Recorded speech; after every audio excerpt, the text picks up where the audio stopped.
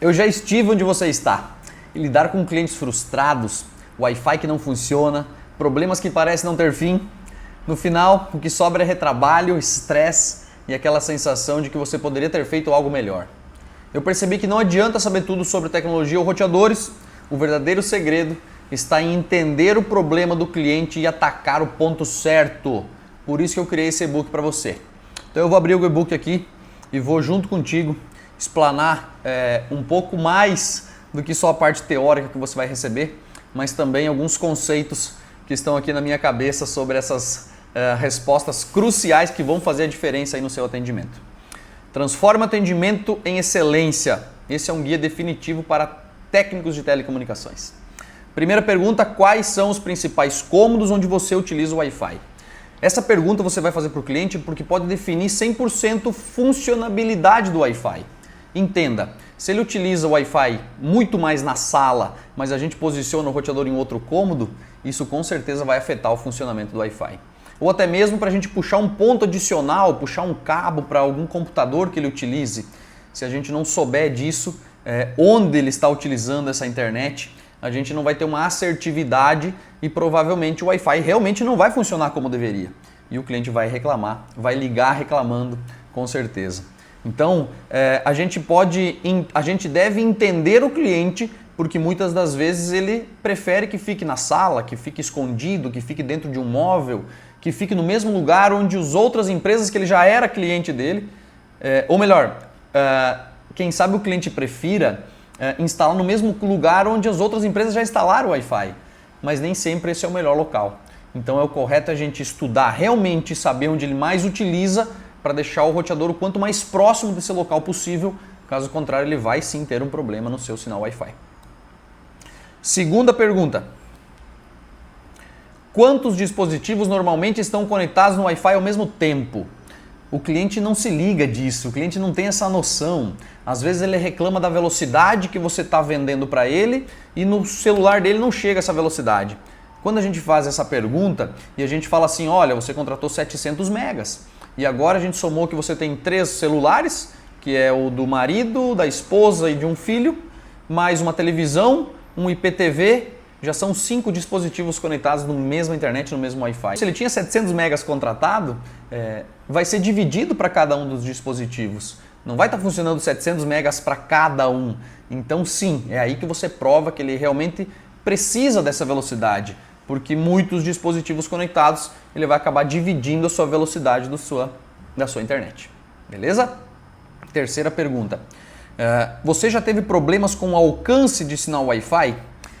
Isso é muito comum, porque até mesmo às vezes o vendedor fala para ele na hora da venda que vai funcionar lá na rua, que vai funcionar em qualquer lugar da casa, mas a gente precisa explicar que o Wi-Fi com tecnologias novas, que é o de 5 GHz, e é assim que eu gosto de explicar, falar que existe uma tecnologia antiga e uma tecnologia nova.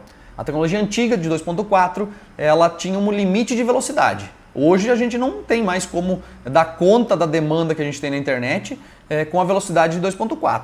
Por isso que a gente precisa da nova tecnologia de 5 GHz, para ter altas velocidades. Porém, a gente vai ter altas velocidades em curtas distâncias, porque essa alta velocidade, nesse novo Wi-Fi, nessa nova tecnologia de Wi-Fi, ele não tem potência, resistência para atravessar paredes igual tinha no 2.4. O 2.4 tinha força para atravessar a parede porque ela é uma onda pequena e ela leva poucas informações em cada pacote de dados.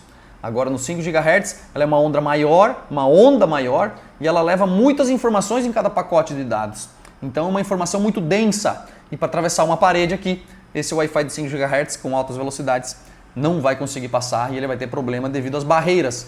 Então a gente precisa fazer esse estudo, saber realmente onde ele está utilizando a internet e quais cômodos ele está utilizando para poder explicar para ele realmente que as barreiras, que os móveis, que até um ser humano pode ser algo que atrapalha no funcionamento do sinal Wi-Fi. Por isso que no treinamento você vai ver que a gente coloca o Wi-Fi a 2 metros de altura. Essa é a posição correta do Wi-Fi. Para sair da zona também do corpo humano, que inibe muito o sinal de ondas eletromagnéticas, o Wi-Fi dentro da casa do teu cliente. Terceira, o Wi-Fi será usado para atividades específicas como trabalho remoto ou streamings?